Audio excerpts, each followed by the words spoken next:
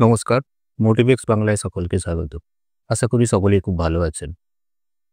ভালো থাকাটা খুব জরুরি। অন্ততপক্ষে ভালো থাকা কিংবা ভালো রাখার চেষ্টা করাটা খুব দরকার। কিন্তু মুশকিলটা কি জানেন? আপনাকে ভালো থাকতে না দেওয়ার যে অজস্র কারণ আছে, তার মধ্যে একটা হলো ঈর্ষা বা জেলাসি। তো আজকের টপিক এটাই। ঈর্ষা নিয়ে কিছুটা আলোচনা করা যাক। আচ্ছা বলুন তো ঈর্ষা কেন হয়? অনেকেই বলবেন, কেন? অমুকের গাড়ি, বাড়ি, টাকা-পয়সা, উন্নতি এগুলো দেখেই মনে, মনে হিংসা হয় বা ঈর্ষা হয়। তাছাড়া আর কি? হ্যাঁ, এটাই বাস্তব। ঈর্ষা বা জেলাসি হলো একটা মানসিক আবেগ, যেটা আসে কোনো কিছু হারানোর ভয় থেকে, হীনমন্যতা থেকে, অধিকার বোধ থেকে, বঞ্চনা থেকে, এমনকি বিরক্তি থেকেও। জেলাসি হওয়ার পিছনে বা ঈর্ষা হওয়ার পিছনে কিন্তু নানা রকম ঘটনা থাকে। যেমন প্রেম ভালোবাসার ক্ষেত্রে ঈর্ষা বা জেলাসি বিষয়টা খুবই কমন, তাই না? মানে দুজনের মধ্যে হঠাৎ করে যদি তৃতীয় পক্ষ বা থার্ড পারসন সিঙ্গুলার নাম্বার অনেকে এরকমভাবে বলে থাকেন আরকি। যদি এসে দাঁড়ান, জেলাসি বা ঈর্ষা অবশ্যম্ভাবী আসে। বন্ধু-বান্ধবের ক্ষেত্রেও কিন্তু বিষয়টা একই। মানে ধরুন A আর B দুজনে খুব ভালো বন্ধু। হঠাৎ করে একদিন A দেখলো যে B C এর সঙ্গে খুব বেশি করে কথা বলছে, তার জন্য বেশি সময় কাটাচ্ছে বা তার সাথেই বেশি কথা বলছে। তখন স্বাভাবিকভাবে এর মনে একটা ঈর্ষা বা জেলাসির জন্ম হয়। সে ঈর্ষান্বিত হতে শুরু করে। কর্মক্ষেত্রে ঈর্ষা তো আরেকটা কমন বিষয়। একই ডিপার্টমেন্টে কাজ করেন, অথচ আপনি যখন দেখলেন আপনার সহকর্মী তার স্যালারি বা মাইনে বেড়ে গেল বা সে কিছু এক্সট্রা সুবিধে পেতে শুরু করেছে, তখন আপনি মুখে কিছু না বললেও আপনার মনের মধ্যে কোথাও একটা সামান্যতম হলেও ঈর্ষার জন্ম হয়। অবশ্য আমি বলছি না এটা সবার ক্ষেত্রে হয়। তো এই যে এতগুলো বিষয়, এতগুলো আঙ্গিকে আলোচনা করলাম বা তুলে ধরলাম, এই সব ক্ষেত্রে ঈর্ষার মূল কারণটা কি? দেখুন, মূল কারণ হচ্ছে সম্মান কমে যাওয়ার ভয় কিংবা নিজের যোগ্যতা সম্পর্কে একটা সন্দেহের জন্ম হওয়া, অন্যের সঙ্গে নিজেকে তুলনা করা। এগুলি কিন্তু মূল কারণ।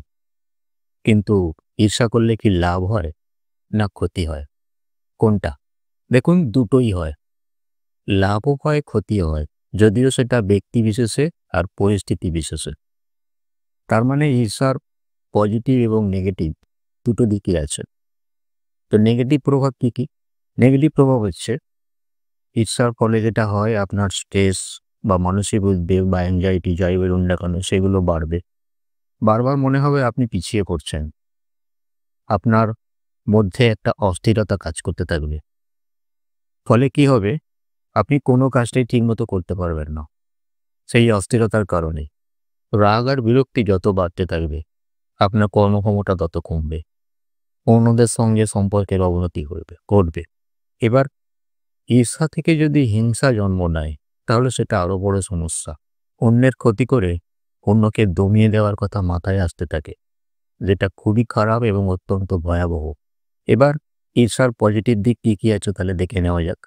ঈর্ষাকে যদি আপনি নেগেটিভ ভাবে না ভেবে একটু মোটিভেশনের দিক থেকে ভাবেন, মানে ওই ঈর্ষাটাকেই আপনি আপনার মোটিভেশন হিসেবে যদি চালনা করতে পারেন, তাহলে ক্ষতি কিছু হবেই না, বরঞ্চ আপনার লাভই হবে। একটা উদাহরণ দিই।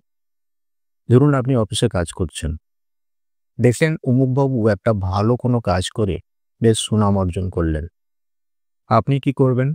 যদি আপনিও করেন, আপনার পক্ষে যেটা সম্ভব সেরকম একটা কাজ আপনি করতে পারেন। করে দেখবেন আপনিও অফিসে বা আপনার সেই কর্মক্ষেত্রে আপনিও সুনাম অর্জন করলেন। আর সেটা করার জন্য কিন্তু তাহলে আপনাকে উঠে পড়ে লাগতে হবে। শিক্ষাগত যোগ্যতার ক্ষেত্রেও ব্যাপারটা একই। যদি মনে হয় যে আপনার থেকে কেউ এগিয়ে যাচ্ছে, আপনার থেকে কেউ এগিয়ে আছে, আপনি পারলে আস্তে, আস্তে তার সেই জায়গায় পৌঁছাবার চেষ্টা করুন। মানে আপনার লেভেলটাকে আরেকটু বাড়াবার চেষ্টা করুন। কিন্তু তার পরিবর্তে আপনি যদি তার সাথে কথা বন্ধ রেখে দূরত্ব বাড়িয়ে দেন, সেটা কোনো কাজের কথা নয় কিন্তু। তাতে কোনো লাভই হবে না। তবে হ্যাঁ, আপনাকে কিন্তু আপনার ওজন বুঝে এগোতে হবে। ওজন বুঝে কাজ করতে হবে। যেটা আপনি কোনোদিনই পারবেন না। যেকোনো কারণেই হোক কোনোদিন সেটা অ্যাচিভ করা আপনার পক্ষে সম্ভব নয়। এরকম কোনো বিষয় নিয়ে ঈর্ষা করাটা আমার মনে হয় খুবই বোকামি বিষয়। মানে আপনি যদি এখন হঠাৎ বলেন যে আমি মুকেশ আম্বানি হব, কিংবা মীরের মতো জনপ্রিয় হব, সেটা বোধহয় একটু বাড়াবাড়ি হয়ে যাবে, তাই না? ঈর্ষাকে অনুপ্রেরণা বা ইন্সপিরেশন হিসেবে যত আপনি দেখবেন ততই আপনার লাভ। প্রতিযোগিতায় নামার মানসিকতা যদি তৈরি হয় তাহলে তো খুবই ভালো। তাই বলছি ঈর্ষা করুন, কিন্তু বুঝে শুনে। কিন্তু সেটা যেন কোনোমতেই হিংসা না হয়। এবারে প্রশ্ন আসতে পারে, তাহলে ঈর্ষা যদি জন্ম নেয় মনের মধ্যে, ঈর্ষা যদি হয়, জেলাসি যদি হয়, তাহলে কিভাবে তাকে কন্ট্রোল করবে বা কিভাবে তার মোকাবিলা করবে? দেখুন, একটা কথা আগেই বলেছি যে আপনি ওটাকে মোটিভেশন হিসেবে দেখুন। মানে সম্ভব হলে ঈর্ষাকে আপনি ভালো কাজে লাগান। গঠনমূলক মানসিকতা তৈরি করার চেষ্টা করুন তার থেকে। কিন্তু সেটা যদি সম্ভব না হয়, তাহলে আপনি কি করবেন? সেক্ষেত্রে মেনে নিতে বা মানিয়ে নেবার চেষ্টা করাটাই বুদ্ধিমানের কাজ। একটা উদাহরণ দিই, আপনি যখন দেখছেন যে আপনার ফেভারিট বন্ধু অন্য একজন বন্ধুর সাথে, মানে তার বন্ধুর সাথে কথা বলছে খুব বেশি, তখন আপনাকে এটা মনে রাখতে হবে যে আপনি তার বন্ধুত্ব ধরে রাখতে পারছেন না। তখন তাকে স্পেস দেওয়া উচিত। এছাড়া আর নতুন করে কিছু বলার নেই বা করার নেই। এবং ঠিক একইভাবে দেখবেন ওই একই কারণের জন্যে আপনারও নতুন, নতুন বন্ধু আসতে পারে। মানে আপনার বন্ধু হতে পারে। তার কারণ হচ্ছে, একটা জিনিস জানবেন, আপনার মানসিকতার সঙ্গে কারোর না কারোর মানসিকতা মিলবেই। যাকে বলা হয় ফ্রিকোয়েন্সি ম্যাচ করা, সেটা হবেই।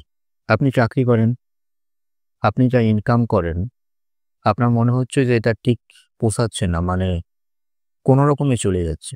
অথচ দেখছেন আপনার পাড়ার বা আপনার পাশের বাড়ির একটি ছেলে একটা বিজনেস করে আপনার থেকে বেটার ইনকাম করছে। এখন আপনি তাহলে কি ভাববেন? তাহলে কি ওর মতো বিজনেস শুরু করব বা ব্যবসা শুরু করবে? কিন্তু আপনি যদি সেটা না করতে পারেন, আপনার যদি কনফিডেন্ট থাকে আপনি অবশ্যই করতে পারেন। তাতে কোনো সমস্যা নেই। কিন্তু সেটা ঝোঁকের বশে যেন না হয়। ওই ছেলেটি হয়তো সেই বিজনেস বা ব্যবসাটাকে ভালো করে বজায় রাখার জন্য সে দিনরাত পরিশ্রম করছে। সেটা কি আপনি করতে পারবেন? আপনার সেই এলেমটা আছে কি? এটা কিন্তু সবার আগে মাথায় রাখতে হবে। কাজেই ঝোঁকের বশে অমুকে করছে বলে আমাকেও করতে হবে, এটা যেন না হয়। আপনার আত্মীয় ভালো চাকরি করে, গাড়ি করে অফিসে যায়।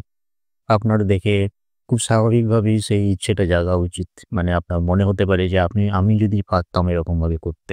আপনি লোকাল ট্রেনে যাতায়াত করেন, আপনার কষ্ট হয়, মানছি। কিন্তু একটা কথা খেয়াল করে দেখুন, ভালো করে ভেবে দেখুন। আপনি যে দুবেলা বাদুড় লাগিয়ে যাচ্ছেন, ট্রেনে বাসে কষ্টে করে যাচ্ছেন, এই আপনার যাতায়াতের পথে বহু মানুষের সঙ্গে আপনার পরিচয় হচ্ছে। বহু মানুষের সুখ-দুঃখের কথা আপনি জানছেন, আপনিও শেয়ার করছেন, তারাও শেয়ার করছে। তাই তো? এতে করে কি হচ্ছে? আপনার যে নতুন, নতুন বন্ধু-বান্ধব বা ফ্রেন্ড সার্কেল তৈরি হচ্ছে, যে বা যারা শুধু ওই গাড়িতে করে অফিস যাচ্ছে, তাদের ক্ষেত্রে কতটা হয় আমি জানি না। বা তারা কতটা মিশতে পারে মানে সব লেভেলের মানুষের সাথে, সেটা আমি জানি না। এটা আমার ব্যক্তিগত মতামত। আপনারা নাও মানতে পারেন, অবশ্যই কমেন্টে জানাবেন।